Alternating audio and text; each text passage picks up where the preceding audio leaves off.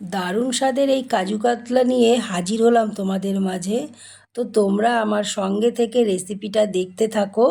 খেতে কিন্তু দারুণ হয় কাজু কাতলা। তো চলো বন্ধুরা, তো তার জন্যে আমার কাতলা মাছ লাগবে। আমি এখানে 800 গ্রাম কাতলা মাছ নিয়েছি। তার মধ্যে লবণ, রিফাইন তেল আর একটু কর্নফ্লাওয়ার দিয়ে মাছটাকে ম্যারিনেট করে রেখে দেবো কিছুক্ষণ। তারপরে কাজু বাদাম পরিমাণ মতন নিতে হবে। এখানে আমি অনেকটা কাজু বাদাম নিয়েছি, প্রায় 30টার মতন। তো ওগুলোকে ভিজিয়ে রেখেছিলাম। এইবারে দেখো মাছগুলোকে ভেজে নিচ্ছি। সাদা তেল গরম করে নিয়ে কড়াইতে। মাছটাকে খুব বেশি লাল করে ভাজার দরকার নেই। আর এই রান্নায় কিন্তু হলুদের গুঁড়ো ব্যবহার হবে না। তো কড়াইতে জিরে তেজপাতা ফোড়ন দিয়ে একে একে সব মশলা দিয়ে দিচ্ছি।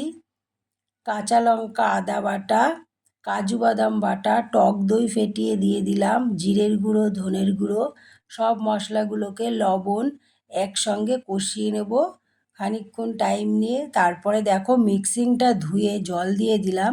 এবারে আরও কিছুক্ষণ এটাকে কষিয়ে নিতে হবে, না হলে এই তলাটা কিন্তু কাজু বাদাম লেগে যায়, কাজু বাদামের বাটাটা। তো গরম মশলার গুঁড়ো দিলাম, কাঁচা লঙ্কা দিলাম, দিয়ে ভালো করে নাড়িয়ে চাড়িয়ে নিয়ে চিনি দিয়ে দিলাম টেস্টের জন্যে। এইবারে মাছগুলোকে ছেড়ে দিচ্ছি। মাছগুলোর মধ্যে কর্নফ্লাওয়ার দেওয়া আছে, সহজেই মাছগুলো ভেঙে যাবে না, আর খেতেও বেশ মাছগুলো মচমচে হয়। তো দেখো বন্ধুরা, ভালো করে সব কিছু এর মধ্যে মশলার মধ্যে ডুবিয়ে দিলাম খুন্তি দিয়ে। বেশ খানিকক্ষণ গ্যাসটাকে সিমে দিয়ে ঢেকে রান্না করে নেব। কিছুক্ষণ রান্না করে নেওয়ার পরে এবারে এটাকে দেখো অনেকটা পরিমাণ গ্রেভি ঘন হয়ে গেছে। এবারে একটু নাড়িয়ে চাড়িয়ে নিতে হবে। বেশ খেতে কিন্তু এটা দারুণ হয়। এই কাজু কাতলায় পেঁয়াজ রসুন দিইনি, তো পেঁয়াজ রসুন ছাড়াই এই রান্নাটা হয়। যারা পেঁয়াজ রসুন না খায় তারাও এই রান্নাটা খেতে পারবে। অবশ্যই অনেকে আছে মাছ খায়, পেঁয়াজ রসুন খায় না। তো দেখো ফ্রেশ ক্রিম দিয়ে দিচ্ছি এর মধ্যে, দিয়ে ভালো করে নাড়িয়ে চাড়িয়ে মিশিয়ে দেব। এই রান্নাটা আমি অনুষ্ঠান বাড়িতে খেয়েছিলাম, একটা বিয়ে বাড়িতে। এই রান্নাটা সাদা সাদা টাইপেরই হয়। তো জানি না ওরা কি দিয়েছে, নাম ছিল কাজু কাতলা। তো আমিও সেইভাবে করারই একবার চেষ্টা করলাম। তো কেমন হয়েছে অবশ্যই তোমরা জানাবে কমেন্ট করে। কিন্তু খেতে কিন্তু দারুণ হয়েছিল। তো তোমরা একবার ট্রাই করে দেখতে পারো, তোমাদের অবশ্যই ভালো লাগবে।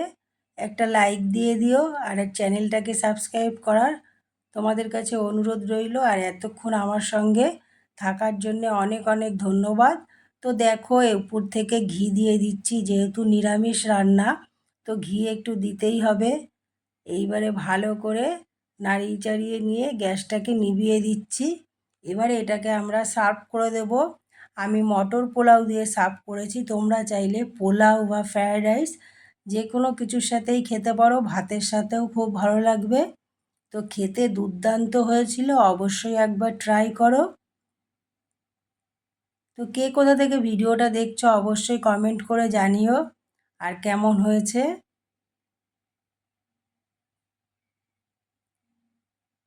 এতক্ষণ থাকার জন্য তোমাদের অনেক অনেক ধন্যবাদ।